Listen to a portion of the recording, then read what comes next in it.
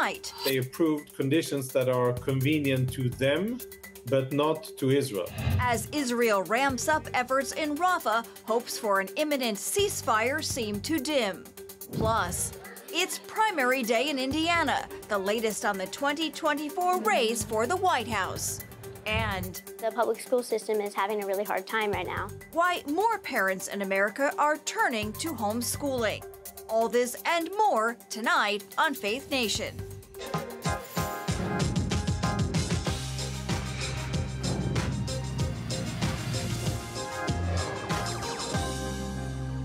Israel's invasion of Rafah draws swift reaction around the world. Welcome to Faith Nation. I'm John Jessup. And from the CBN studio in Washington, I'm Tara Mergener. Well, Israeli forces now control the border crossing at Rafah, the only gateway between Egypt and Gaza.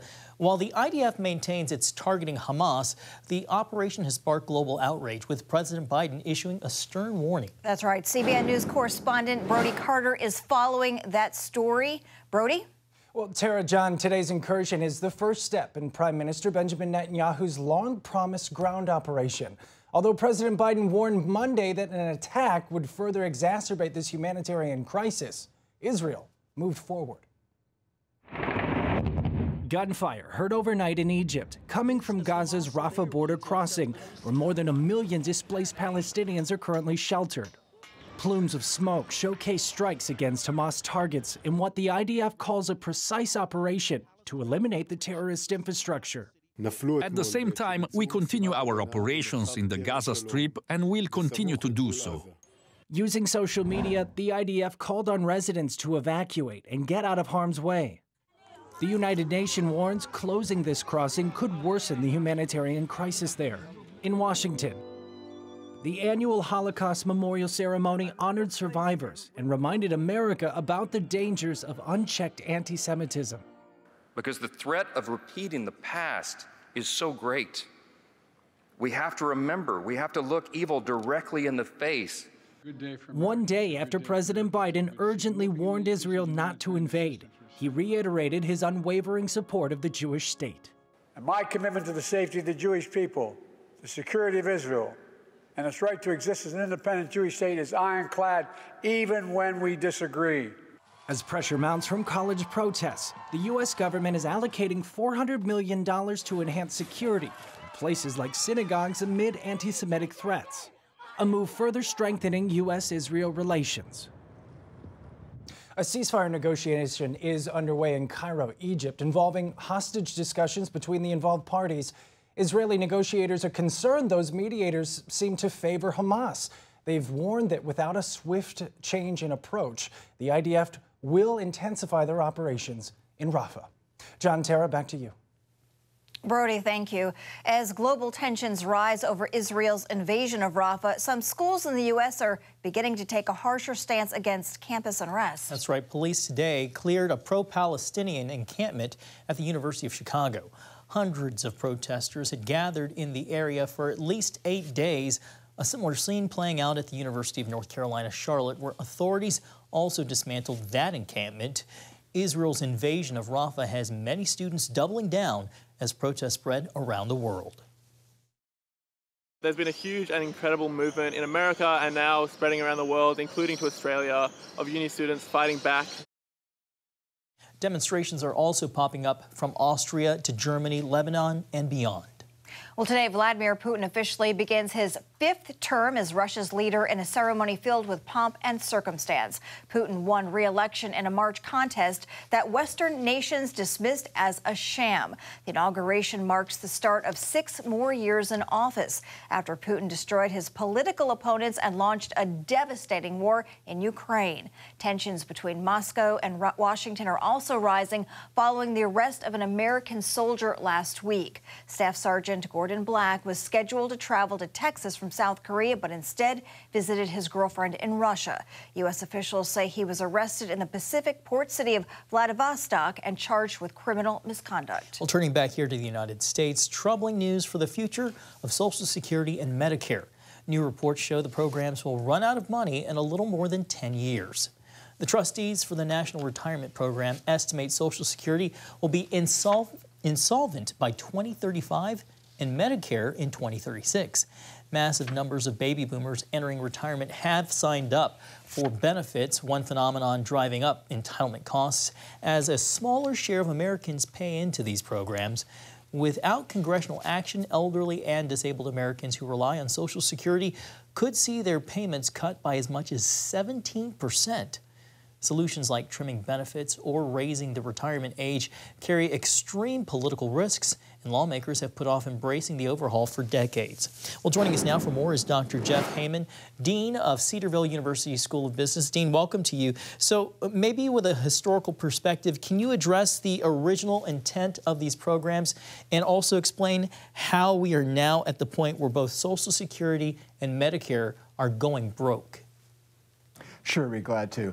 So as you know, after the advent of the Great Depression, there was really a desire to have some sustainable income for all Americans so that elderly Americans would not be unable to have a decent sort of standard of living. But it was originally intended to be really just a supplement.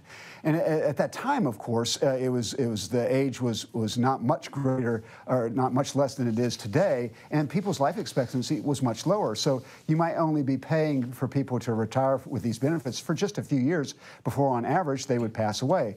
And one of the wonderful benefits we have is people now are living much, much longer. But that's complemented, that good thing is complemented by the fact that we also are having far fewer children. And so there are fewer people coming into the program. Even with immigration, that's still the case where there are fewer workers today than there were, when the program was initially. And so we've had a number of fixes over the years. The last major fix to try and keep up with these demographic changes was done in 1983 on a bipartisan basis. And unfortunately right now, as we know all too well from our politics of the day, there's just no willingness on a bipartisan basis to do anything about this problem. And in fact, the real problem is on a bipartisan basis, both parties say, we're not going to touch Social Security, and yet something must be done. You know, obviously this is very scary to hear this, for a lot of people. What steps can Congress take to save these programs? And if they cannot, what about all that money Americans have been paying in, some never collecting into the system? Is it just gone? Well, first of all, let's just remember, every penny you and I have put in for however many years we've worked, it's already all gone. Everything that we're talking about in terms of benefits for people even next month and on in the future is predicated on taxing younger workers today. All the money we have spent has supported older people from previous generations, and any surplus was spent by the politicians in Washington, D.C. So there is really no Social Security Trust Fund. We have some IOUs that we're drawing out, but that just, transfers from the national debt. So we got to get that on track first. But you asked, what can they do? I mean, clearly there are a number of things that must be done, and ultimately, when the crisis starts to unfold, things will be done. And here are some of the things that they could and should do. Obviously, the sooner they would do this, the better off we would be. So first of all, we've got a cost of Social Security rising much faster than inflation because they increase this based on wage growth productivity. So seniors are actually getting a better benefit today than most people in terms of cost of living. Their Social Security is outpacing the CPI. So that's one thing you could make an adjustment there. Obviously, we've had some extension of the age to retirement. People are living much longer. The kinds of jobs people are in today aren't quite as physically demanding as they were, say, 60 years ago, and people could work longer. That's probably going to be part of the mix. You could also, currently the Social Security income tax is capped at a certain taxable income amount. That could be extended to whatever your income is. None of these things I'm talking about, and there are many more types of solutions, none of these things individually will solve this problem. It's going to have to be a collection of all of the above. But those are the kinds of things, and they're each painful and politically, and so that's why the politicians just punt it right now. All right, Dr. Jeff Heyman with Cedarville University, thank you so much for your time and your insights tonight. Glad to be here. All right, coming up, voters head to the polls today for Indiana's primary election, the latest on the 2024 race for the White House when Faith Nation returns.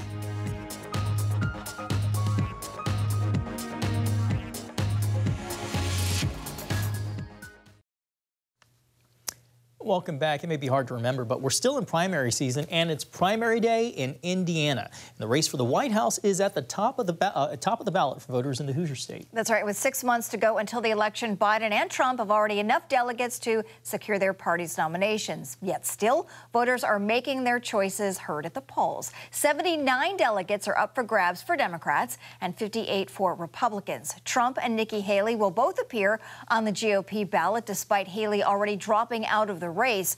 Biden is the only option for Democrats, but voters who are unhappy with his policies could send a message by writing in uncommitted. Also today, Indiana voters will settle competitive races for the governor, Congress, and the state legislature. The last polls close at 7 p.m. Eastern. And joining us now, Julia Manchester, national politics reporter with The Hill. Julia, so great to see you again. The tops of the ticket are expected to win their respective Indiana primaries. No surprises there. More interesting is the down-ballot race where the Republican Jewish coalition is attempting to defeat a former GOP congressman. Tell us more. Yeah, so, actually the race I've been watching has actually been Republican Congresswoman Victoria Spartz's race. Now, that race is really going to hinge on, the issue of Ukraine. She is Ukrainian herself, born in Ukraine, but she actually has opposed funding for Ukraine. So I think we're going to see how this issue of Ukraine will play out in some of these primaries tonight and going forward. But, look, we've seen the Republican Jewish Coalition and similar groups like AIPAC, for example, which says it's nonpartisan, get involved in some of these primaries. So this is yet another case or another example in which we're seeing these groups try to make the issue of anti-Semitism, the issue of Israel, a big deal in some of these primaries. Julia, did I hear you correctly that Sparks is Ukrainian but voted against the Ukraine funding, or is against? She was born in Ukraine, but she's opposed funding for Ukraine recently. Initially, she's been very outspoken against Russian President Vladimir Putin, but we've seen in the past, her really amp up her criticism of Ukrainian President Volodymyr Zelensky. Well, along the lines of where we started with Tara's question, President Biden today spoke out forcefully against anti-Semitism in honor of the Holocaust Remembrance Day. Meanwhile, you have his rival, and the trial of former President Donald Trump got a little more salacious today with lurid testimony from adult film star Stormy Daniels. Julia, the longer that this goes on, how will the trial factor into voter sentiment? Look, I don't think it's going to factor into voter sentiment in terms of the coverage. I mean, voters are very much aware that it's going on. They're aware of the historic nature of this. We've never seen a president of the United States, former or current, be on trial in a criminal trial. But we've seen polling suggest sort of two different things. We've seen some polls suggest that if Trump were to be convicted, then that could, shift more voters to vote against him. But I think at the end of the day, what makes this so interesting is that this is one of the only out of all four criminal trials that is guaranteed to wrap up before Election Day. So we won't really know the impact of this until after the election. But, poll after poll shows that the trial is not top of mind for voters. It's kitchen table issues like the economy, health care, crime, the situation at the southern border, those kinds of things. And Julia, speaking of polls, the Hill's Decision Desk headquarters average of polls shows President Biden with a narrow lead over former President Trump. That's for the first time since October. But it also shows a bright spot for Donald Trump. So what did the data actually uncover? Yeah, so he only has a 0.1% lead over President Trump, and this is an average of lots of polling that's taken place that meets our criteria and Decision Desk's criteria. So, we're seeing Biden with that advantage nationally, but when you look at the battleground state polling, whether Wisconsin, Michigan, Arizona, North Carolina, we're seeing that President Trump continues to lead there, but we're 6 months out from the election. So polling is almost certainly likely to change. We'll see President Biden go up. We'll see President Trump go up, and vice versa. 6 months, like an eternity in election season. Time will tell, Julia, right? Absolutely. Julia, thanks for joining us today. Thank you. Well, up next, we look at why homeschooling is gaining popularity in the United States. That and more when Faith Nation returns.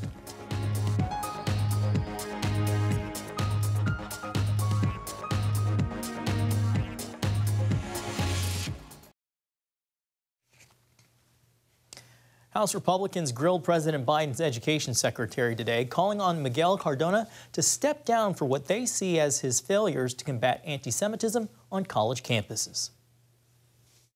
From the beginning, I've urged a firm hand in dealing with the explosion of anti-Semitism on campus, and I've led by example. You, on the other hand, refused even to say that the "From the River to the Sea" chant is anti-Semitic. I saw this as a failure of moral clarity, deeming you unfit for public office. During his testimony, Secretary Cardona condemned anti-Semitism, saying dissent is essential to democracy, while adding it should not deny the rights of other students. He also tackled a variety of other issues, including student loan forgiveness and the Biden administration's controversial overhaul of Title IX. Well, homeschooling is the fastest growing form of education in America, with more parents trying to shield their children from classroom culture wars. And it's even exploding in places like the Pacific Northwest. CBN's David Brody traveled to Vancouver, Washington to find out why. The scenery here in Vancouver, Washington, across the Columbia River from Portland is simply beautiful. A very appropriate setting for what's taking place here. The whole story is a miracle story, really. Heidi St. John and husband Jay started their homeschooling venture about 20 years ago. What began as a small, humble homeschool ministry has now outgrown 2 locations thanks to a booming demand. God just kept putting on our hearts, step forward in faith, and I will bring the people and the resources, and he's done that. Boy, has he. When COVID hit, so did a rush of parents and their kids to the homeschool center, causing it to almost quadruple in size. A new building was needed to house the demand, but it carried a hefty price tag that only God could meet. We didn't have $16 million. And so we took it to the Lord. And we at one point, actually several points along the way, we brought families over here to pray for the building. People walking the perimeter of this building, putting their hands on the bricks, and just saying, Father, you see what's happening to your children. We need your help. We need your help. And he showed up in a mighty way, enough money in full so they could move forward debt-free. Nothing is impossible for God. And so far, the miracle has led to this. Hundreds of students, close to 200 parent teachers, some who lost their jobs during COVID, a huge auditorium, coffee shop, bookstore, and of course, a couple hundred classrooms with everything from the basics to woodworking to dance. Instead of a regular school, it's more like a newer, bigger model of a homeschool co-op. This is about matching kids' interests with parents' teaching expertise so students can have more light bulb moments. Ultimately, it's about community. When you're around people that are amongst the same mindset as you, it just it emboldens you, and it makes you it validates that I'm not alone. So why was this homeschool miracle needed in the first place?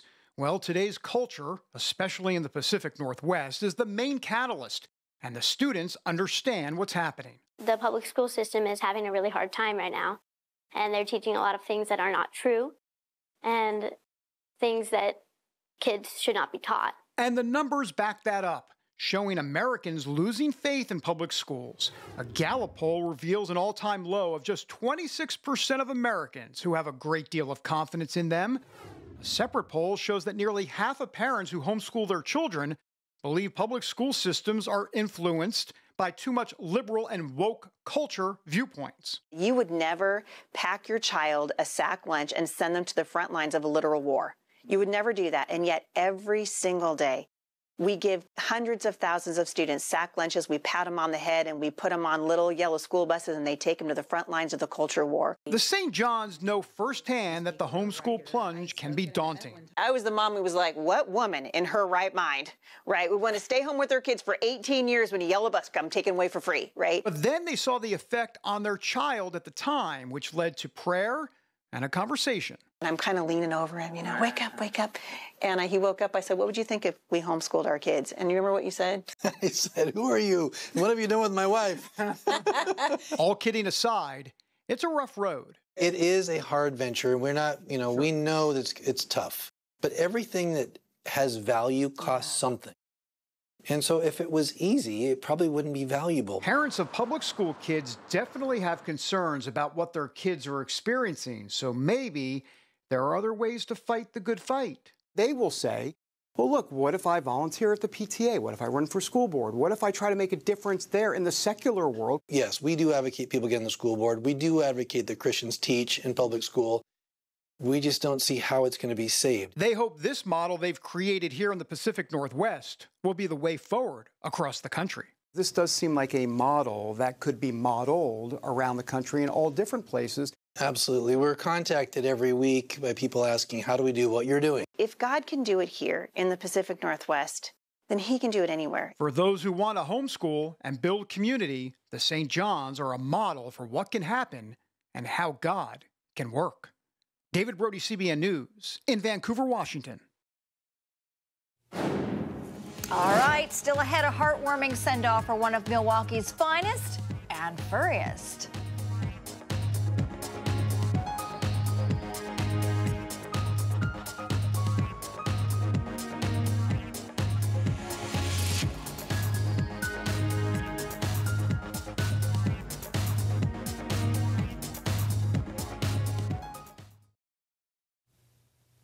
Well, we at Faith Nation always try to end things on a little bit of a positive note. So finally tonight, a heartwarming send-off for a member of Milwaukee's frontline law enforcement. And the city's first TSA bomb-sniffing canine is officially retiring. Rex is a 6-year-old, highly trained German short-haired pointer.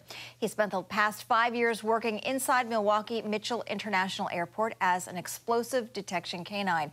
He worked alongside his handler, Regina Eisenberg, who calls Rex the best partner. He's just the best. He really is. And these dogs are so special. They're, for TSA, they are so special, and they do so much for the agency.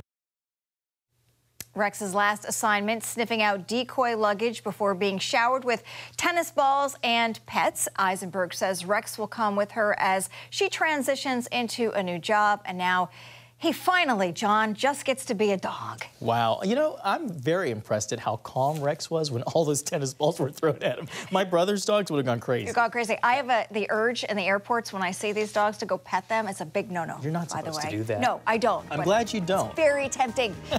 They are cute. So cute. Well, thanks so much for watching Faith Nation. We'll see you tomorrow.